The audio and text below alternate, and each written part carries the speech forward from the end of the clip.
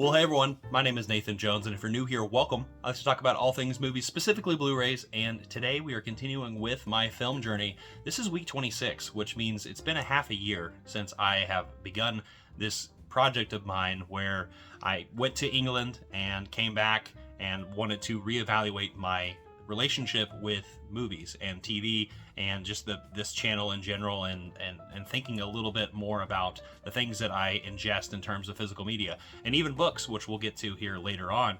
But this is week 26, which is insane, where I've been journaling, writing down all of the things that I've been watching, stuff on Letterboxd, also doing these videos each week.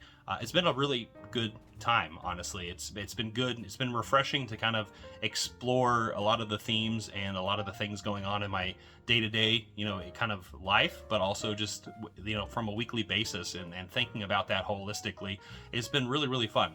But speaking of film journeys, I actually changed the name of my channel. If you haven't noticed, I am now Film Journeys with Nathan Jones, because I like this focus. I like this focus on the thing that I'm doing right now, but also with you, people who have watched this channel before, also other content creators. I used to do some film journeys back a couple years back, where I have other creators in the YouTube community and other social media apps in terms of physical media, and I spotlight them, and it's been a lot of fun. In fact, I'm going to begin that process. And so the next video that you see is actually going to be a film journey with another guest, which I'm really excited to share with you later this week. But yeah, it's been really, really fun. This week has been a kind of a crazy one. We have the death of David Lynch, which has been really, really tragic, and something that has really been on my mind a lot lately. In fact, the next segment of this video, I'm going to be covering a little bit more about David Lynch and what I plan on doing for the month of February, which I'm sure many people can probably guess. But anyway, today we're going to be covering the things that I have watched, the things that I picked up, and also give a little tribute to David Lynch, like I said. But before we jump into that, I would love to know in the comment section down below what you've been watching for the week. Have you been watching some TV shows, some movies? Have you been reading?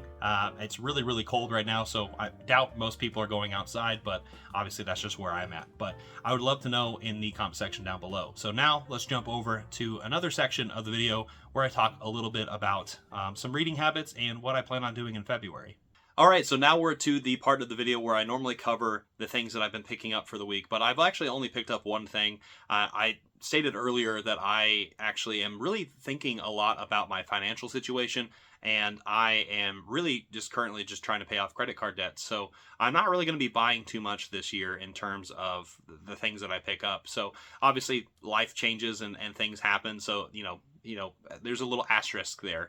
But at the end of the day, though, right now, I'm currently trying to save up as much as possible to save up that debt, which isn't that much, but at the same time, it's better not to have any debt at all, honestly, especially with those interest rates. But anyway, besides all the life talk, let's talk about the things that I picked up. The one thing that I picked up is from Eureka. In fact, I picked this up at my local Entertain Mart, which is my shop that is a part of a vintage stock here in the Midwest. But I picked up The Cat and the Canary. This is the original 20s version from Paul Lynch, who, if you have been following me for a bit, I actually just watched some Paul Lynch films. The Man Who Laughs, in particular, is the one that really struck a chord for me, and I really, really loved that film. So this was really cool to kind of see. In fact, I actually was a little curious, because I'm like, wait a minute, don't I have The Cat and the Canary? In fact, I did, but it is actually the Kino Lorber of the 40s film, the readaptation of this with Bob Hope and Paulette Goddard. But yeah, this is a different film. But I've heard this is the one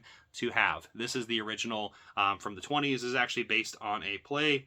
But yeah, a stage production that I'm really excited to kind of just dive into. This looks like a really fun kind of blend of comedy, black comedy, and horror, and I love those combination of things. And yeah, this just looks, I love that artwork right there.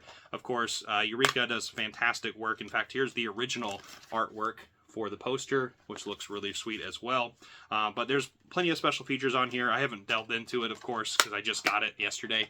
But yeah, very excited to jump into this and watch a classic film that finally has a really great release from Eureka. Now, the other thing I want to talk about over here is kind of what I'm going to be doing for the month of February. And a lot of this has to do with the tribute to David Lynch, who just recently passed. And this is somebody that I have really just start to understand a little bit more. Nobody really understands David Lynch, let's be frank, or David. But regardless, nobody really understands his world, but you could tap into the spirit of what he's trying to do.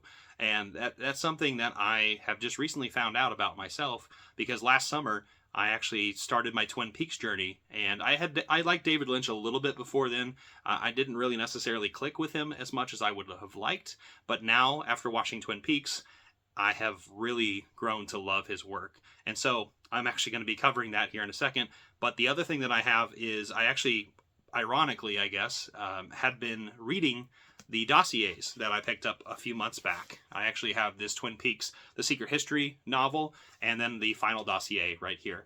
I was actually in the middle of this as this was happening, where David Lynch had passed away. In fact, I actually was on this one right here, but I had just finished this earlier this year. I've actually been reading a lot more this past month, and that's something that I'm really going to try to focus on as well, is reading as much as possible. But this is a really great book that Mark Frost actually put together, who's the co-creator of Twin Peaks. This jumps into the secret history of a lot of the stuff that would happen after Fire Walk with Me, right? You're getting a lot of these really weird questions. This is actually all before the return, so this was a really interesting book to kind of deep dive into all the stuff that was prior to Twin Peaks and the stuff that was happening around it, and then also some of the people who were within the town and all the mysteries that were happening in it. So I think this is an excellent book. This is a book that I highly, highly recommend.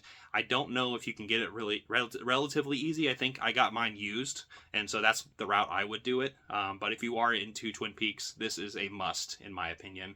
But I finally finished this, like I said, and I was in the middle of the final dossier, which is another Mark Frost book here, and this is post The Return. And I think a lot of people either love this book or they hate it, because this is actually maybe more the traditional type of Twin Peaks that people would expect. This is written a little bit less like the previous book, which the previous book kind of jumped around with different histories, some letters, some notes, a lot of secret things going on. But this one is really just kind of like a dossier, like a FBI compilation of the people and the places that were around during the time. And so it kind of explains the people who were not in the return as much, and also just the histories that would happen in between the time that the Twin Peaks original series happened and the return, and a little bit after as well.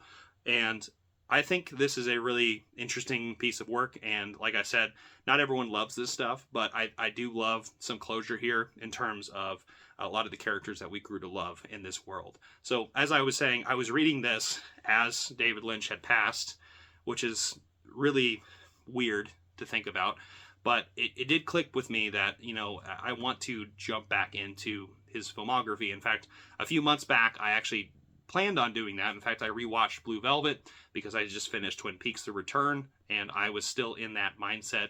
But, honestly, just jumping back into these books has gotten me back into the mindset, and it's weird timing, right? So for the month of February, and in fact probably next week as well, I'm going to be diving into all of David Lynch's filmography and catalog. I have Twin Peaks down here, but this is like the chronological order of the films that he made. I'm actually just going to watch them all. I might watch Twin Peaks again. We'll see. Definitely watching Fire Walk with Me, even though that's an intense watch, which is an understatement. But I'm really excited to dive into his world again, and also just see the people that he collaborated with. It's really fascinating to kind of see all of the people that he's worked with talk about the life and times of David Lynch, and just working with him, being alongside him. A curmudgeonous, very stubborn person, but also this highly creative force that had inspired and influenced so many people, but it was also super caring and super loving in the way that he crafted these things and the relationships that he had. He was a strange dude, and but I think something about him really speaks to me, and I love the fact that he kind of just was himself this entire time. And even if it was frustrating to some people, it seems to have been something that I think really clicked with a lot of people. So I'm excited to dive into the David Lynch stuff. I'm going to put this down because my arm is hurting. So I'm really excited to jump into the filmography of David Lynch and just explore a lot of those themes myself and just rediscover some of the things that I have missed along the way and always will continue to miss. Because it's something about Lynch that when you watch his films, there's something to glean about yourself, but also you learn something new every time you watch it, and that's a special filmmaker right there. What about you? Any of you who are watching this right now, do you have a love of David Lynch? Do you have a hatred of him, or something where you're like, he didn't click with you? Which for me, with the longest time, I was in that headspace. I would love to know your thoughts down in the comment section down below. R.I.P. David Lynch. So now let's jump over to the other side, back to the other closet, to where we're going to talk about what I had been watching for the week. And yeah, I'm excited to talk about a lot of the things that have been going on in this whirlwind that we call life. And we're back over here to talk about the previous week of the things that I have watched. And I watched quite a bit, actually. And I even watched something in the theater that I'll talk about here in a bit. But that movie I just can't stop thinking about, and that's definitely my recommendation.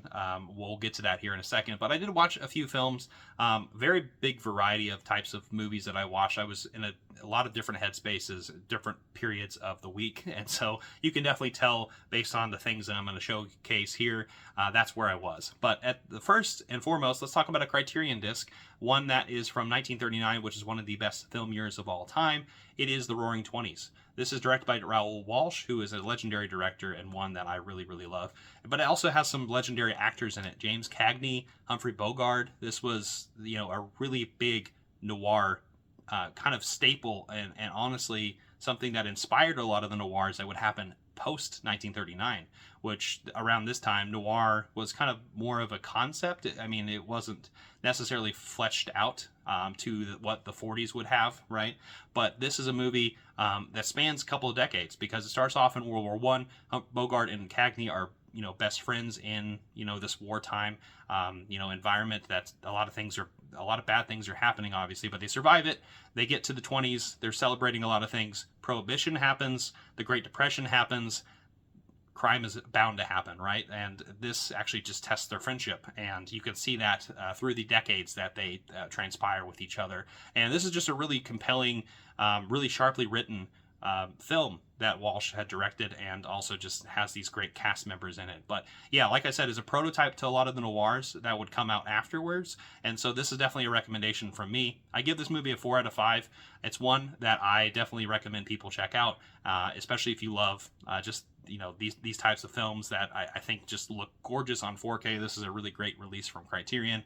But yeah, and just in general, it's a really great history piece of looking at the world that actually happened in the background of this friendship, but also just see it transpire and kind of, guess I won't give much away, but there's some tragedy involved. Next, and probably a little bit less of a well-known film, and probably not so much in terms of critical acclaim, but it is a movie that I really enjoy, and that is called This Is the End. This is a movie starring a bunch of people who are actually playing themselves, but this is a real big vehicle for Jay Baruchel, Seth Rogen, James Franco, Craig Robinson, Jonah Hill, and Danny McBride here, just to name a few.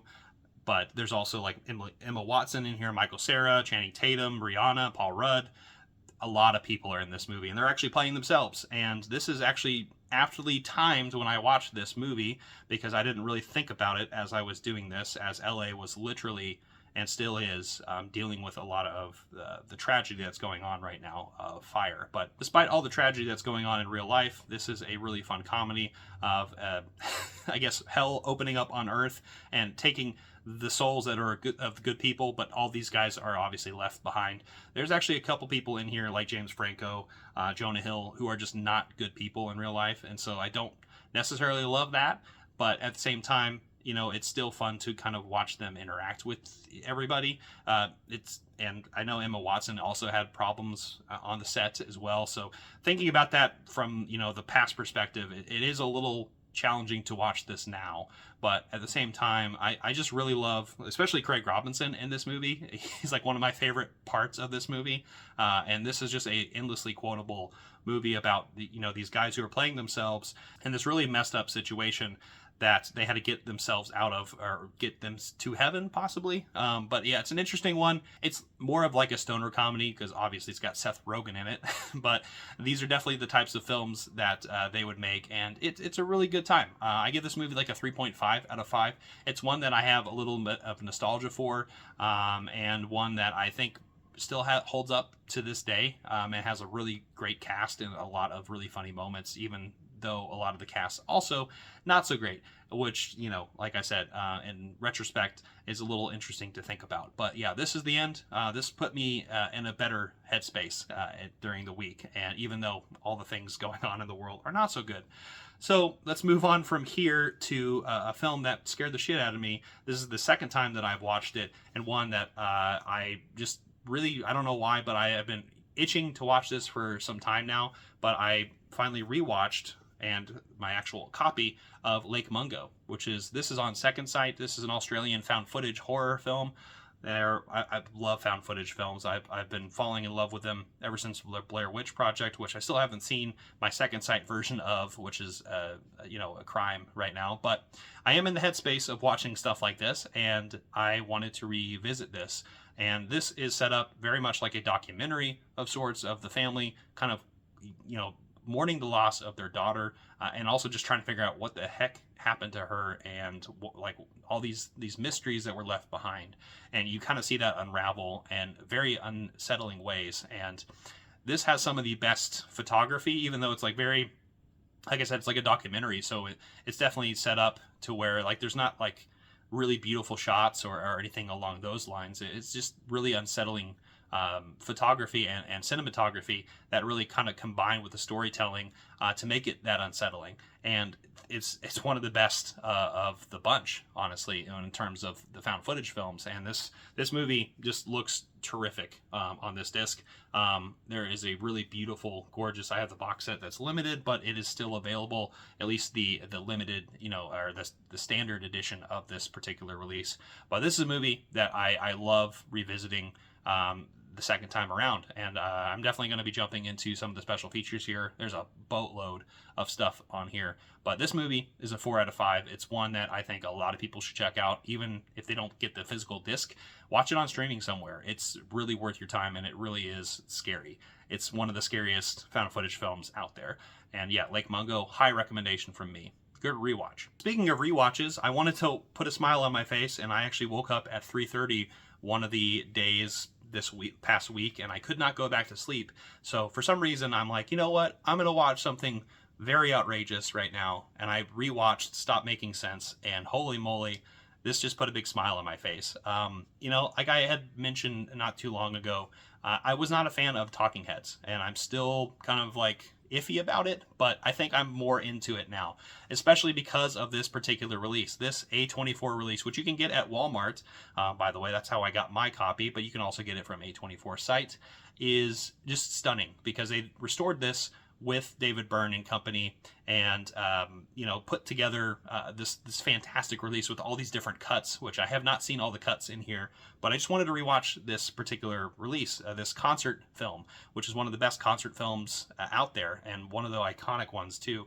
You got David Byrne with his giant coat right there towards kind of the end, but you just see all these cast members come out one by one, just singing the songs that were huge at the time in the late 70s into the early 80s, and still captures a lot of people's heart and attention now. And I want to watch this again, like right now, honestly. That's how much I love this. This is like a 5 out of 5. This movie, this concert film, it will put you in a different headspace, and a good one too. And I highly, highly recommend people check this film out. Something like this, it's just this great collaboration of artists putting together one of the coolest concert film watching experiences of all time. And I highly, highly recommend people check this out. I will stop not talking about this. Stop Making Sense. Anyway, I don't know what I just said, but 5 out of 5, go watch it. And the last 2 discs that I watched were from this set, the All the Haunts BRs Volume 2 box set. I told you I have been watching this set, and I put a little pause on it for a second just because I've been watching a lot of other things, but I am fully invested back in here. I'll probably be watching this interweaved between the David Lynch films, so I'll be having a weird kind of February, most likely, just with some folk horror and some psychological fantasy, whatever David Lynch puts together. I love his stuff. But anyway, All the Haunts Be Ours Volume 2. I finished disc 6, which has, I watched the first film in this back in December, which was Bakaneko, The Vengeful Spirit, the Japanese film. And I did not finish the Thai film that was on there as well, which is Nong Nak, which is the next film that I watched. Nong Nak is disc 6, and there it is right there on here. You can't see it here because, you know, we have the Japanese film here. But Nong Nak is a 1999 film that is quite interesting to think about, because it's like a romance story, but it is about a vengeful spirit, about a woman who was abused while her husband was away, died in childbirth, and her husband comes back, and she is still around, like the spirit of her is still around, and everyone in the village is terrified, but the husband doesn't know that she's dead, and you can definitely see and sense the unease between all the people who are around as she is trying to kind of, you know, linger, I guess, and stay behind. But there's definitely a lot of themes going on in the background of this film, and one that really just the thing about longing, but also just thinking about the different cultural perspective in terms of what, you know, what like vengeful spirits, which we'll talk about here in a second, that are very interesting in terms of folk horror, that a lot of people just kind of embed onto women, which is really unfortunate. But at the same time, you know, that is the cultural reality of a lot of these things. But it is interesting to kind of see this spirit linger here, and not move on because of this tragedy that happened. And seeing that in that romance kind of side of it, but there's also the folk horror side of it, is really a fascinating kind of combination there. So Nong Nak, I give it a 3.5 out of 5. It's definitely a film, definitely worth watching. It definitely feels very much from 1999. There are some things that seem a little amateurish, but there's some really cool effects in here as well. There's even like some ceiling walk going on while some monks are praying. It's quite a cool scene. I love that part, and it's one of my favorite parts of the film. But yeah, there's some scary imagery in here, and it's definitely a good disc nonetheless. But the other thing that I watched here is disc 7, which I have not finished the documentary, which is the Susanna, the Queen of Black Magic. Currently watching that right now. But I did watch Sundabelang, which is an Indonesian horror talking about Susanna, I think, to an extent, or at least the spirit. Going back to the vengeful female spirits, going back to female spirits being wronged in reality, or I guess in this supernatural way, where in this particular context, we see this supernatural vengeance come forth because of what happened to her. She was unfortunately taken by 5 men. I won't use the R word there, but that's what happened. And nobody believes her, and she actually dies in childbirth, and her spirit comes back and enacts revenge upon them. Honestly, just taking her own agency, which is really fantastic to kind of see in a way of like this horrifying story. This concept is really horrifying, but the way that it kind of transpires is kind of gratifying, which is what a lot of horror does, right? You see a lot of the ills of, you know, society, you know, cast upon these people, and you see it as they go through their vengeance in a very fun way, and is also very comedic as well. There's some very silly things going on here. There's some amateurish qualities I could tell based on this movie. When I think about it, just the way it was shot and a lot of the acting in here was like very like, okay, this seems like somebody just picked up a camera and was like, hey, act something, do something here. And people act the way that they do, but not very well. But despite all that, all of the stuff that I had mentioned earlier about watching the spirit come back and of Sundabelang, and Sundabelang enacting that revenge is really fun to see, in terms of seeing all those people get taken out one by one. It's really fun that way. But yeah, this movie, I would give it like a 3 out of 5. One that, like I said, there's the amateurish quality to it, but at the end of the day, it's still a fun film, and I definitely recommend people check it out. But that's going to lead me to this next documentary, which I'm really excited about, Susanna, the Queen of Black Magic, which I think will cover more about that tradition, and thinking more about the women around this particular region of the world, and looking at this folk tale that really has transcended time. And the last film that I want to cover is one that I watched literally yesterday. It is very, very long. It's 3 hours and some change. It even has an intermission. And it might be the best film of 2024. And that film is The Brutalist. This movie, directed by Brady Corbet, really challenged me, but in really great ways. Adrian Brody stars as Laszlo, who is this architect who survives the Holocaust and makes his way over to America for a second chance to Pennsylvania. And you see that journey. This is epic. It's almost like Once Upon a Time in America. Very long in terms of the storytelling of it, but I love the way that the story progresses in terms of seeing this architect kind of go through the American dream, if you will. This is the immigrant experience. This is a film that has a lot to say and a lot of stuff that is unsaid, and one that I think is going to challenge me for some time as I think a lot about this movie and also the performances happening here, and then the identity of power and hopelessness that happens within it as well. There's just so much going on, and I want people to watch it for themselves and to kind of make up their own experiences with it. It is a challenging watch. There are some challenging things going on in this movie, but Adrian Brody knocks it out of the park. We also have Felicity Jones, who plays his wife. She doesn't come in until the second half of the film, but she has actually been kind of separated because of, like I said, the Holocaust and World War II separated them, and they finally meet back together. But I'm not getting into the story too much. But at the end of the day, seeing Laszlo kind of go through a lot of lows, going through that, but also a lot of highs because he gets a second chance and building this big project for this guy in Pennsylvania. But it gets utilized in a very negative way, and but embedding his spirit within the stuff that he works and the stuff that he goes through is really challenging. In fact, I cried like 3 times in the movie. It's a movie that like really affected me, and one that I'm still thinking about right now. Obviously, it's really fresh on my mind, but I definitely would love to watch it again, even though I probably need some space because, first of all, it's 3 hours plus, so that's really a long time. But at the same time, it's a really challenging movie to watch. The themes really do hit hard, but it is worth every second. And I think that Brady Corbet and company did a really great job here. And I think it deserves... It's probably going to win the Oscar, I think. But this movie is a 5 out of 5. That's how good it is. It really is something that I highly, highly recommend. There's some stylistic things going on that...